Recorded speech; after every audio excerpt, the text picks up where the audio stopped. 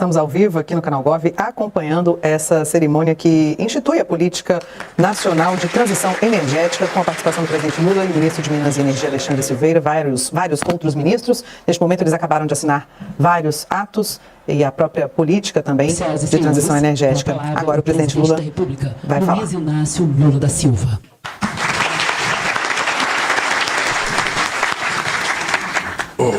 Alexandre, se você permite, na inauguração do Observatório Nacional de Transição Energética, eu queria fazer um apelo para que você fizesse um púlpito sem parede aqui do lado, mais largo, porque você viu a dificuldade que você teve de manusear papel. Então não tem que ser tão estreito. Num país que quer crescer, vamos fazer um púlpito um pouquinho maior, mais flexível, para os oradores aqui falarem. Eu não vou nem usar, mas eu já molhei minha nominata aqui, olha, acabou tudo. Política, para mim, é como se fosse um sonho. Se você não sonha, se você não acredita, se você não constrói dentro de você uma causa que te motiva a disputar um cargo, seja ele aonde for, é melhor que você não dispute. Porque não tem nada mais triste do que depois de um longo e tenebroso 4 anos na presidência da República, você olhar para trás e você perceber que não foi feito nada. Tudo continuou como antes. E o país sempre foi tratado assim, porque a chamada elite política brasileira, ela não enxerga os invisíveis. Os invisíveis são aqueles que não conseguem fazer protesto, são aqueles que não estão organizados em sindicatos, são aqueles que moram na periferia da periferia. São aqueles que moram nas palafitas. Aqueles que moram nos córregos, nas encostas. Aqueles que moram, sabe, na beira dos rios, na Amazônia, em Rondônia, no Mato Grosso. As pessoas que nós não vemos. Que muitas vezes nós sabemos que eles existem nas estatísticas. Quando o IBGE divulga que tem tanta gente assim, tanta gente assada. No resto, a gente não enxerga. Nós aprendemos desde longe sempre olhar para quem está melhor do que a gente e nunca olhar para trás. E esse é um erro histórico da humanidade. É que se a gente não olhar para trás e se a gente não estender a mão para fazer com que aqueles que estão atrás façam com a gente nunca vai ter uma sociedade desenvolvida, a gente nunca vai ter uma sociedade vivendo com qualidade de vida, a gente nunca vai ter uma sociedade pelo menos igualitária. Não igualitária na economia, no jeito de ser, na cor, não. Nós queremos ser mega diverso, mas igualitária do ponto de vista de todos terem oportunidade, de todos serem enxergados e de todos serem considerados brasileiros e brasileiras, independentemente da condição social que ele está submetido ou do berço que ele nasceu. Esse país, até pouco tempo atrás, a gente sabia quem ia ser doutor e quem não ia ser doutor. A gente sabia, pela qualidade do hospital, do berço que ele nasceu, se ele ia fazer um curso lá fora ou se iria terminar o seu ensino fundamental e ir para uma fábrica trabalhar. Ou ia ser cortador de cana, ou ia ser faxineiro. Não precisava nem ser cientista político. Não precisava ser mágico para saber. Dependendo do lugar que você nasceu para ser pobre. Você nasceu para não ter oportunidade. Seu avô era pobre, seu pai era pobre, você vai ser pobre, seu filho vai ser pobre e seu neto vai ser pobre. Esse país sempre foi assim. Por raríssimas exceções, alguns que nasceram para ser pobre conseguiram dar um salto de qualidade. Sobretudo, se deu sorte no futebol. Sobretudo se deu sorte, que é a área que faz as pessoas crescerem economicamente, sabe, com mais sustentabilidade. Nós ainda somos um país em que as mulheres são tratadas como se fossem de segunda classe. Por mais que a gente tenha avançado em criar legislação, por mais que a gente tenha aprovado a Lei Maria da Penha, as mulheres ainda são vítimas de feminicídio cada dia mais. Ou seja, parece que o humanismo está desaparecendo do humano. E me parece que nós estamos virando uma espécie de algoritmo. Uma humanidade manipulada por algoritmo. Em que a sensibilidade diminuiu, a generosidade diminuiu, a solidariedade diminuiu e a fraternidade diminuiu. Uma sociedade quase que obrigada a viver cada vez mais fechada. Coisa mais comum é você ver uma casinha num bairro pobre construído com cerca de ferro, sabe, lacrada. As pessoas correram para o apartamento que era mais seguro. Agora não é mais do apartamento, agora é condomínio. Nós estamos voltando a construir várias Romas antigas, aquela cidade cercada por muro para proteger as pessoas. quando a gente deveria estar construindo uma sociedade mais justa, mais humana, mais fraterna, mais solidária. Porque o humano, ele nasceu para viver em comunidade. Ele nasceu para viver junto. Ele nasceu para compartilhar sofrimento e alegria com aqueles que estão perto dele. E quando a gente anuncia algumas medidas, como anunciamos aqui hoje, na questão da transição energética, e ainda temos, Alexandre, que fazer uma outra estrutura, uma nova política de mineração, porque a nossa política de mineração está superada e nós precisamos saber a importância que ela tem para a gente fazer agora e fazer desses minerais críticos que nós temos uma forma de enriquecer e criar condições de ser outro passaporte para que o povo brasileiro possa crescer como foi o pré-sal. Se a gente levar em conta que nós temos que tirar proveito de tudo que a gente pode fazer para distribuir e fazer com que todos tenham acesso a uma parte daquilo que nós produzimos, o mundo será menos sofrido, o brasileiro será menos pobre. E a gente não precisa, definitivamente, ficar criando programa de distribuição de dinheiro para as pessoas mais pobres. Porque o que dignifica as pessoas, o orgulho, é o trabalho. Não tem nada mais gratificante do que uma mulher ou um homem levantar todo dia e ir para o trabalho. E no final do mês, com o salário recebido, sempre que eu espero que seja justo, a pessoa possa levar comida, possa levar prazer para a sua família. Esse país a gente pode construir. Esse país a gente pode construir. Eu aprendi uma coisa em economia, sabe? Eu nunca vou dizer que eu não sou economista, eu não entendo como tivemos alguém nesse país que não entende de economia. Acha que é esperto, acha que é bonito falar, não entende de economia. E deixou um cara, sabe, cuidar da economia, destruindo esse país. Porque eu quero dizer para você, Alexandre, eu sonhei que a Eletrobras seria uma coisa tão importante quanto a Petrobras desse país. Eu sonhei por isso. E é com muita tristeza que eu volto a presidente da República enquanto a Petrobras privatizada.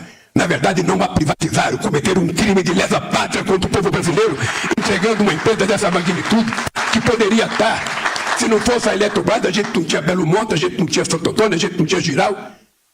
Então, esse negócio de destruir tudo que o Estado pode fazer, achando que o setor privado é melhor, é mentira. O setor privado tem que ser bom e o Estado tem que ser bom. Eu não quero Estado máximo nem Estado mínimo. Eu quero um Estado que cumpra com a sua função de Estado. E a função do Estado é fazer com que todos possam participar das coisas que esse país consegue produzir. Eu estava falando de economia, eu descobri uma coisa, uma tese simples, que a gente não aprende na Unicamp, a gente não aprende na USP, a gente não aprende em Harvard. Não aprende. Porque todos os cursos de economia têm os mestres. E todo mundo que é economista, até você, Fernando Bezerra, até você, é seguidor de uma certa tese. Eu sou keniano, eu sou não sei das contas, todo mundo é assim. Mas tem uma tese que é simples. Muito dinheiro na mão de poucos significa pobreza, miséria, prostituição, analfabetismo, falta de oportunidade. Agora, pouco dinheiro na mão de muitos significa distribuição de riqueza. Significa você levar a sociedade ao consumo. Eu lembro que eu fui criticado numa campanha aí o Lula é consumista, ele não fala em indústria, ele só fala em consumo. Sabe por que eu falo em consumo? Porque esse consumo não tem indústria. Eu quero ver quem vai fabricar carro se não tiver consumo. Eu quero ver quem vai fabricar biodiesel se não tiver consumo. Eu quero saber quem vai fazer uma hidrelétrica se não tiver consumo. Eu quero saber quem vai fazer roupa se não tiver consumo. Eu quero saber quem vai industrializar comida se não tiver consumo. Não é preciso que as pessoas entendam. Nós precisamos levar a oportunidade de todo mundo ter um pouco de dinheiro. O dinheiro tem que circular. O dinheiro não pode ficar em dólar, ou não pode ficar apenas em título. O dinheiro tem que ficar transferindo comida, transferindo roupa, transferindo possibilidade das pessoas viverem bem. É por isso que a gente é obrigado a fazer política social. E quando a gente resolve fazer uma política de gás, é porque o gás hoje tem que ser um instrumento da cesta básica do povo brasileiro, que muitas vezes não consegue comprar o botijão de gás, que sai da Petrobras a R$36 e é vendido em alguns estados a 140, a 120, a 130. Será que essas pessoas não têm noção? Então, essas coisas que nós estamos tentando fazer, eu não esqueço nunca, companheiros e companheiras, quando o Roberto Rodrigues, então ministro da Agricultura, entrou na minha sala para discutir o biodiesel. Eu não posso nem contar para vocês a quantidade de vezes que eu andei o mundo, minha querida presidenta da Embrapa, com grãos de pião manso, com grão de mamona, com dendê, para mostrar ao mundo inteiro que esse país ia ser um país que ninguém iria conseguir segurar o Brasil, porque a gente tinha o que o mundo inteiro não tem. Diversidade, para a gente ter vários tipos de energia. E é por isso que as pessoas respeitam a gente, porque nós podemos chegar em qualquer lugar e dizer 80% da nossa energia elétrica é renovável e 51% da nossa matriz total já é renovável, e a gente pode chegar a 100%. A gente pode chegar, quem é que imaginava 30 anos atrás a gente ficar dizendo aqui biomassa, biodiesel, etanol, a gente fica dizendo, sabe, que vai fazer transição energética, que vai ter eólica, que vai ter solar, que vai ter biodiesel verde, biodiesel amarelo, tem gente querendo produzir biodiesel de várias cores. Se eu tivesse que escolher uma cor, a biodiesel é vermelho. Para a gente poder fazer as coisas acontecer nesse país. Eu queria pedir a compreensão de vocês do momento histórico que nós estamos vivendo. O Brasil, é importante vocês saberem, era um país em que foi desmontado.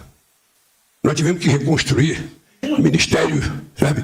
Ministério do Direito Humano, Ministério do Indígena, Ministério das Mulheres, Ministério do Trabalho, tudo da Ministério da Cultura. Imagina um país sem Ministério da Cultura. Poderia até faltar presidente da República, mas não Ministério da Cultura. Poderia até faltar, porque de vez em quando, e dependendo de como é o presidente ele não faz falta, ele atrapalha. Se ele só faz bobagem, só fala bobagem, ele atrapalha. Então é melhor deixar que não tenha. Eu coloco um bom ministro da Cultura para falar coisa boa, aí esse país vai dar um salto de qualidade. Então, companheiros, nós tomamos uma decisão de reconstruir esse país. Fazer a Petrobras entender que ela não é apenas uma empresa de petróleo e gás. A Petrobras é uma empresa de investimento em pesquisa, em inovação e para ajudar as empresas brasileiras a crescer. Daí porque a necessidade do conteúdo nacional. Os vira-latas deste país queriam abolir compras governamentais e colocar compras governamentais no acordo com a União Europeia. Nós falamos não. Compra governamental é um instrumento de desenvolvimento de política industrial de um país que quer ser grande, que quer ser soberano.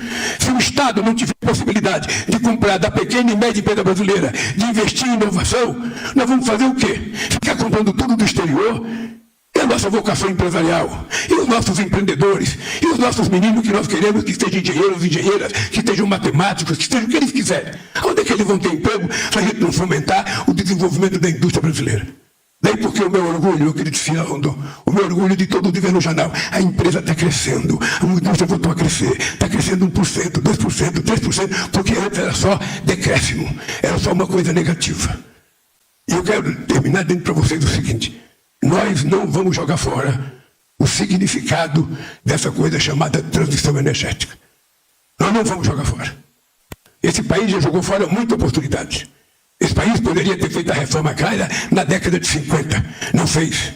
Esse país poderia ter alfabetizado o povo na década de 50, não fez.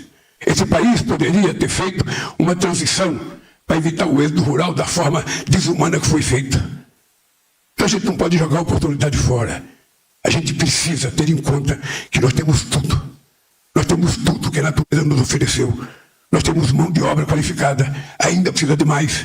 Nós temos gente capacitada tecnicamente. No setor energético, a gente tem muitas e muitas centenas de excelência nesse país, que a gente pode fazer o que a gente quiser.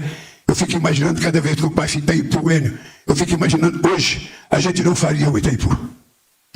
Hoje, as exigências ambientais não deixariam fazer o Itaipu. Mas vamos ser francos, Itaipu é um monumento à inteligência da engenharia brasileira.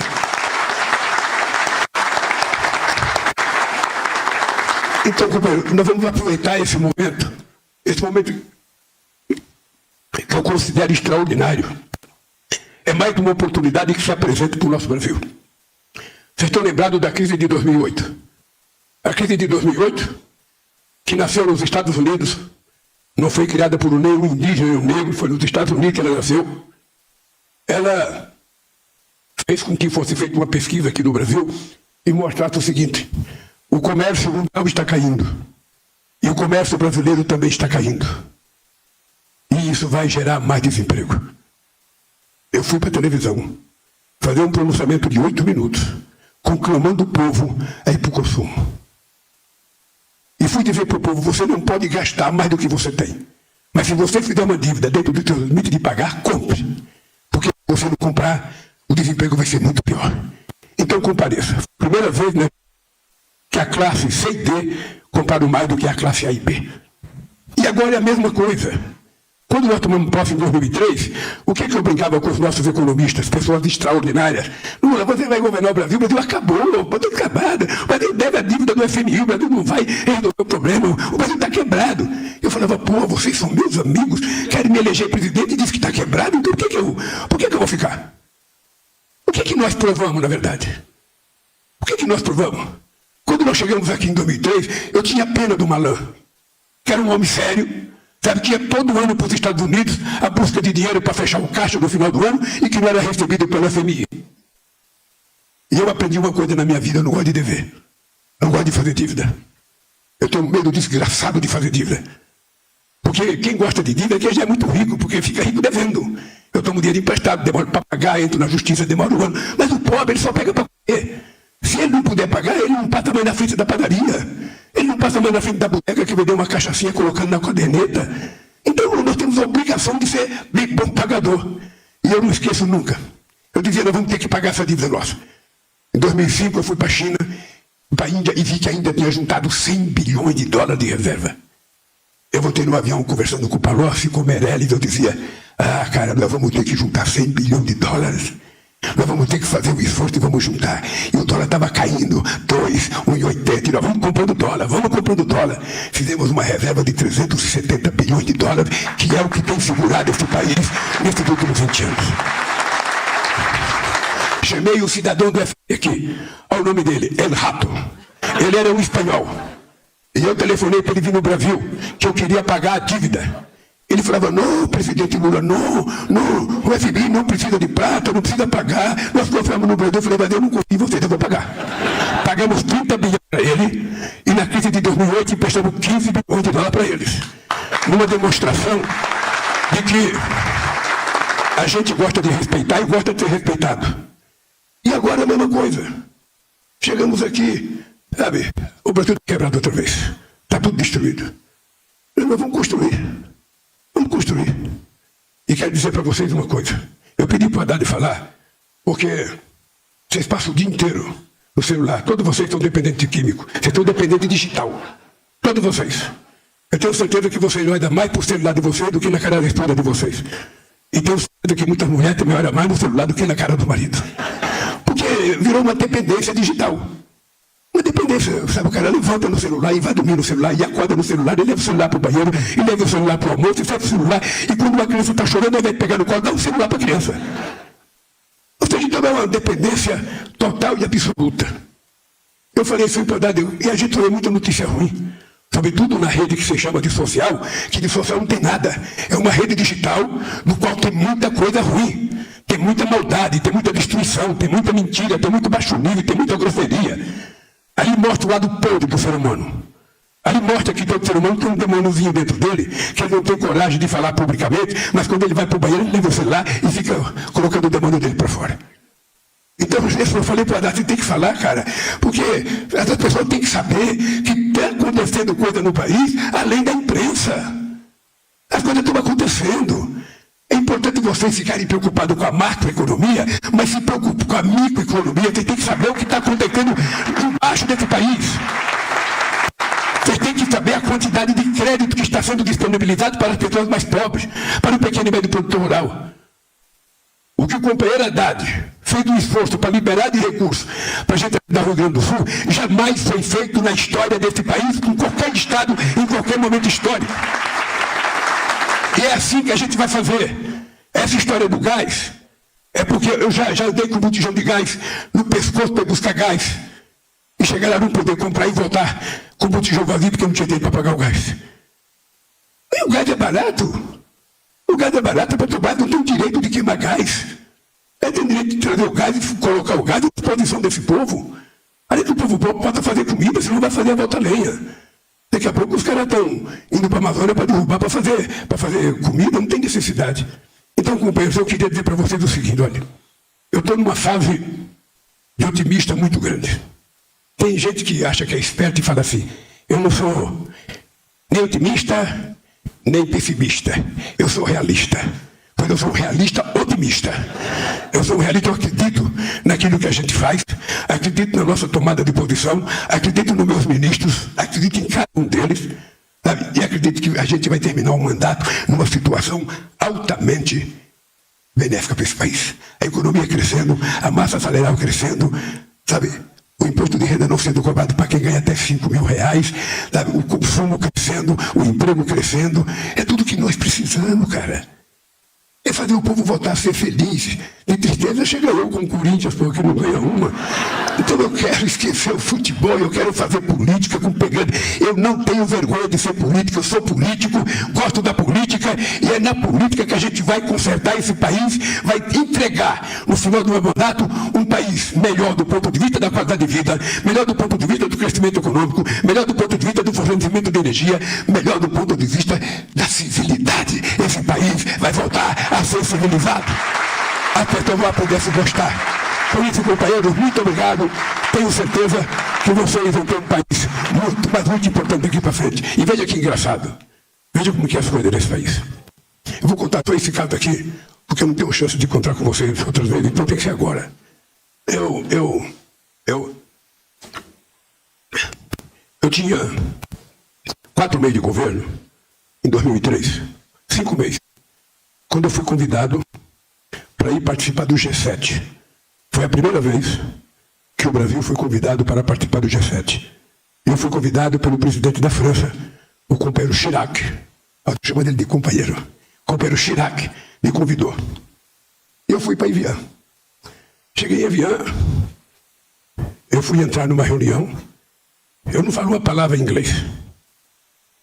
E em espanhol, eu ainda falo Coca-Cola, Januela. Então, e eu não faço nenhum esforço para falar, porque quando a gente faz esforço para falar o que a gente não conhece, a gente fala pior do que se falasse na língua da gente. E eu estava lá do lado de fora, estava vendo assim dentro de um aquário lá, o Bush, o Tony Blair, o ministro Koizumi, o Prodi da Itália, sabe, o Schröder da Alemanha, o rei Abdala da Arábia Saudita. E eu fiquei pensando, cacete, o que eu vou fazer lá dentro? Tinham me falado assim, ô Lula, você não pode entrar nem com tradutor. Imagina, 5 meses na presidência do Brasil, eu em pé, vendo o aquário com todas aquelas personalidades, eu ia entrar lá dentro, sem saber uma palavra, nem japonês, nem inglês. E aí o cara falou assim para mim, Lula, não tem problema. Quando você entra lá, você coloca o escutador de tradução, que se você espirrar, eu traduzo o teu espirro. E se eles espirrar, eu traduzo para você. Eu fiquei olhando e fiquei pensando assim, quem desses presidentes já passou fome? Nasceu em Caetés e teve que sair lá com 7 anos, não pode arara para não morrer de fome. Quem desses presidentes já trabalhou no chão de fábrica? Já comeu de marmita sentado no vaso sanitário porque não tinha cadeira para sentar e nem banco? Quem desses presidentes já ficou 1 ano e 8 meses desempregado? Quem desses presidentes já catou buca de cigarro para fumar porque não tinha dinheiro para comprar cigarro? Quem desses presidentes já morou em um lugar que deu 1,5 metro de água de enchente dedicada e ficava disputando espaço com barata, com rato e com febre boiando? Eu fiquei pensando, eu fiz uma coisa, eu vou entrar, porque eu sou diferente aqui e eles têm que me conhecer. E entrei. E a partir daí, o Brasil passou a ser respeitado como jamais foi em qualquer outro momento da história. Como jamais foi. Porque ninguém gosta de lambe-botas. Ninguém gosta de gente muito melosa, de gente muito, sabe, aquelas pessoas de complexo de vira-lata. Sabe, o cara falou estrangeiro e já está achando que é melhor do que ele. O cara se subordina com muita facilidade. Eu voltei agora, só para vocês saberem, nós estamos com 1 ano e 9 meses. Parece que já tem 4 anos. Mas só faz 1 ano e 9 meses que nós estamos no governo. Nem 2 anos completamos ainda. Veja o que aconteceu comigo, Padilha. Eu já me reuni com 54 presidentes da África. Já me reuni com 27 presidentes da União Europeia. Já me reuni com o G20 2 vezes, com os BRICS 2 vezes. Já visitei a Alemanha, já visitei os Estados Unidos, já visitei a França, já visitei o Egito. E vejam mais, já visitei o Catar, já visitei a Arábia Saudita, já visitei os Emirados Árabes. Já fiz reunião com 33 presidentes da América Latina e do Caribe e já fiz reunião com 15 presidentes do CARICOM.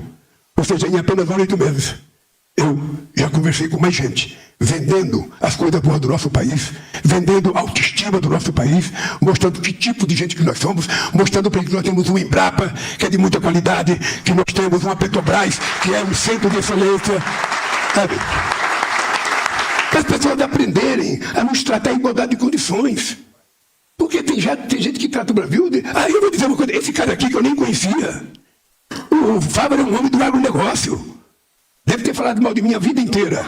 Mas eu conheci o Fávaro e eu gostei dele. Eu conheci o cara e eu gostei. Falei, nossa, como ele é simpático. Eu convidei ele para ser meu ministro da Agricultura e é uma figura extraordinária. Você sabe quanto mercado nós já abrimos em um ano, 9 meses? 170 novos mercados para os produtos agrícolas brasileiros. Já fomos para 180 mercados. Daqui a pouco ele está vendendo na Lua, está vendendo em Marte, e se tiver outro planeta ele vai vender também. Porque é o seguinte, gente, esse país vai ser o que a gente quiser que ele seja. Se a gente pensar pequeno, ele será pequeno. Se a gente pensar miudinho, ele será miudinho. Mas se a gente pensar um país grande, com a qualidade de gente que nós temos aqui nesse país, com a qualidade da base intelectual que nós temos, e com a competência intelectual que nós temos na rede pública, nos trabalhadores que servem esse país, nós não temos que ter medo de nada e de ninguém. É por isso que eu quero dizer para vocês o seguinte: estejam certos que vocês têm um presidente que tem sorte. Além de ter sorte, ele tem uma causa. E quando a gente tem uma causa, nada cria problema para a gente. E a minha causa é cuidar do povo brasileiro. A minha causa é cuidar de cada criança. A minha causa é provar que nós, povo brasileiro, e nós brasileiros poderemos ser o país do tamanho que a gente quiser. Um país rico, um país solidário, um país com inclusão social. Por isso, companheiros e companheiras, eu tenho tanta sorte, mas tanta sorte, que até convenci a Janja a casar comigo. De tanta sorte que eu tenho, de tanta sorte que eu tenho. Então, gente, eu quero elogiar para vocês os meus ministros. Eu tenho uma safra de ministros da maior qualidade. Dentro deles tem 5 ou 6 ou 7 que são governadores de estado, outros prefeitos, outros secretários.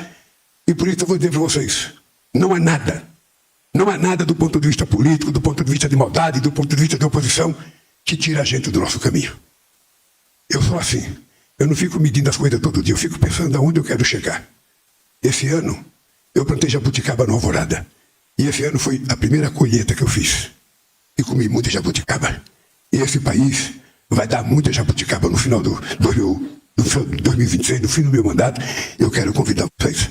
Vamos todos comer jabuticaba, porque plantando, regando e tendo sol, ninguém segura uma boa jabuticabeira. Da mesma forma, para o nosso governo, trabalhando com dedicação, ninguém segura esse país. Parabéns, Alexandre, pelo observatório, parabéns, Itaipu, por ter ajudado a construir esse laboratório, e parabéns a vocês que fazem parte de fazer esse país crescer.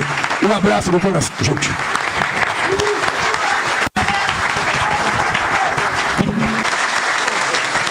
Pronuncia nesse momento o ministro da Fazenda, Fernando Haddad. Presidente Lula, primeira-dama Janja, querida, os senhores ministros, ministras aqui presentes. O presidente me pede para transmitir aqui uma mensagem das nossas expectativas em relação à economia brasileira para os próximos anos. Eu penso que é dever nosso salientar o quanto nós avançamos, o quanto o Congresso tem nos ajudado na agenda econômica e o quanto isso prepara o ambiente de negócio para investimentos, para os investimentos voltarem no patamar necessário para nós continuarmos gerando emprego e oportunidades no Brasil. Eu penso que, Alexandre, você tá cuidando do coração da economia brasileira. Sabe, o Ministério das Minas e Energia, associado ao Ministério do Meio Ambiente, Casa Civil, MCTI, está cuidando do coração que vai bombear sangue para o novo Brasil. Um novo Brasil que vai nascer de um processo de transformação ecológica, com base na transição energética, e que vai irradiar uma energia nova que vai permitir ao campo andar melhor, está aqui o Fávaro que não me deixa mentir, a indústria andar melhor, e num ambiente de negócio favorecido pelas reformas que estão em curso no Congresso Nacional. Uma delas, a mais essencial de todas, que é a reforma tributária, que vai mudar a qualidade do crescimento econômico brasileiro. As estimativas dos maiores especialistas brasileiros é de que o impacto da reforma tributária no PIB nos próximos 10 anos vai de 10% a 20%. Nós estamos desburocratizando, nós estamos desonerando investimento, nós estamos desonerando exportações, nós estamos criando um ambiente de negócio totalmente digitalizado. O Brasil vai ser dos poucos países do mundo que, associado à incorporação do Imposto de Valor Agregado, o IVA, que vai substituir 5 impostos, associar a isso uma digitalização plena da economia brasileira nos moldes do que é hoje o nosso serviço bancário. Tudo vai ser digital. a sonegação caia, a evasão caia, a elisão caia, para que nós todos paguemos uma alíquota menor. Isso num ambiente com crédito favorecido, com tributos simplificados, com juro menor, com spread menor, com um novo marco de garantias e com uma série de leis, Alexandre, que nós estamos aqui encaminhando para o Congresso Nacional em fase final de apreciação. Algumas estão em fase de apreciação no Senado, outros na Câmara. Mas nós já tivemos, da parte dos dois presidentes, que inclusive estão encerrando o mandato no Senado e na Câmara, que até o final do ano, até por uma questão de honra, de uma entrega, junto com a reforma tributária, serão aprovados aí uma dúzia de projetos importantes para a economia brasileira. Nós passamos uma década a passo de tartaruga. O Brasil cresceu 1,5% ao ano, em média, nos últimos 10 anos. Nos últimos 10 anos, minto. Né? Na década que foi de 2013 a 2022, nós fomos andando muito devagarzinho. O ano passado, a economia brasileira surpreendeu. O mercado previa 0,8% de crescimento, nós batemos 2,9%. Nesse momento, Rui, tem banco estimando o crescimento da economia brasileira para 2024 já em 3,1%.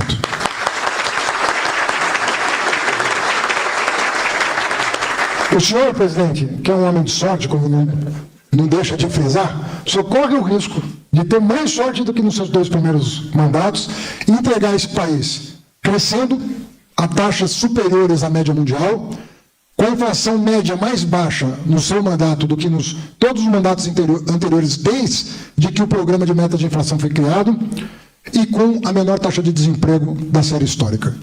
Esse é o risco que o senhor está correndo, com base nesse trabalho que está sendo feito a muitas mãos pelos seus ministros, compondo uma equipe fiel e leal ao plano de desenvolvimento sustentável do ponto de vista ambiental, social e fiscal. Parabéns e muito obrigado.